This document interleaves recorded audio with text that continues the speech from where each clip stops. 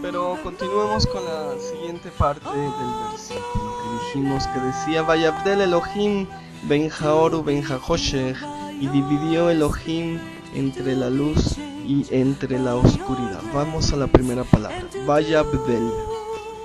Vayabdel se trata de un jifil en tiempo Vayiptol, significa separar, dividir, hacer una división, separar un lado de otro. Pero recordemos que la oscuridad estaba en la faz profunda, de modo que ¿dónde es donde Dios divide la oscuridad? ¿Dónde crea la luz? En la faz profunda, sobre la faz de las aguas, en los cielos, donde Dios crea esa luz y donde Dios divide esa oscuridad de esa luz, si la oscuridad solamente estaba en la faz profunda. Creo que no sabemos la respuesta. Y para Moshe Idel eso es lo importante del texto. Cuando el texto se vuelve opaco, cuando el texto se vuelve difícil de entender, es cuando aparece el simbolismo, es cuando aparece lo simbólico.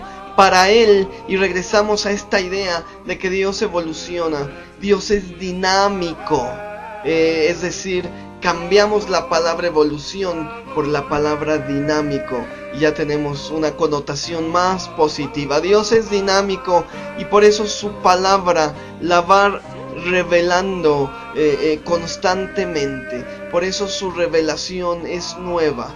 Por eso su revelación es totalmente innovadora. El texto siempre va a ser opaco, siempre va a ser difícil de entender, porque finalmente Dios va cambiando. Finalmente Dios es dinámico y la revelación no es estática, no es estática.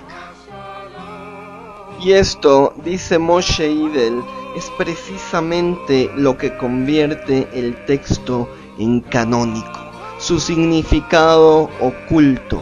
Pero este significado es infinito, porque Dios es infinito y el dinamismo de Dios día a día, segundo a segundo, es un infinito multiplicado por el infinito.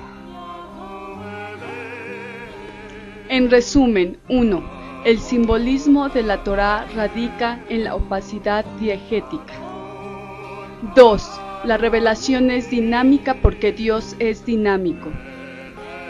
3. Esto hace canónico al texto, su significado infinito. Pero, ¿qué podemos añadir a esto? Bueno, que si Dios divide entre la luz y las tinieblas, y Él prefiere, y Él encuentra que la luz es buena, y la oscuridad simplemente la ignora o la desecha. Y bueno, podemos ver también posturas talmúdicas de principios de siglo, o de cabalistas como Yosef de Hamadán, quienes han postulado que lo espiritual es un reflejo de lo material y viceversa, lo material es un reflejo de lo espiritual. Entonces a nosotros nos toca escoger entre la luz y la oscuridad. Y es totalmente cristiano. El Evangelio de Juan nos dice, esta es la condenación, que la luz vino al mundo y los hombres prefirieron las tinieblas, porque sus obras eran malas. Entonces, Dios genera la luz, Dios crea la luz y la divide, y encuentra que la luz es buena. A la oscuridad simplemente la desecha. Y este reflejo espiritual en nuestra vida material es esto mismo. Nosotros tenemos el libre albedrío de escoger entre la oscuridad y entre la luz. Y los cristianos hemos decidido caminar en la luz. En resumen, 1. Dios ve que la luz es buena y escoge la luz.